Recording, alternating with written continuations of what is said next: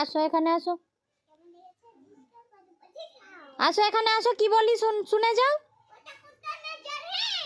দেখো গাইস কি কান্না, কি কান্না, অন্য বাচ্চাদের উনুন দেখে এসে কি কান্না, ওই জন্য আমাকে বলছে এক্ষুনি উনুন বানিয়ে দাও। দেখেছো, দেখো সন্ধে হতে যাচ্ছে, এই এখন আমাকে এই মাটি হাত করে, এই যে মাটি ভিজিয়ে রেখেছিলাম ওর জন্য, মাটি হাত করে উনুন বানিয়ে দিতে হচ্ছে। গাইস তোমরা বলবে উনুনটা কেমন হয়েছে। ঠিক আছে, মামামি যে এই জায়গাটাতে বসে বসে উনুনে রান্না করবে। উনুনটা কেমন হয়েছে অবশ্যই কিন্তু কমেন্ট করে জানাবে, ভালো হলে হ্যাঁ আর খারাপ হলে না, কিন্তু জানাবে। ওকে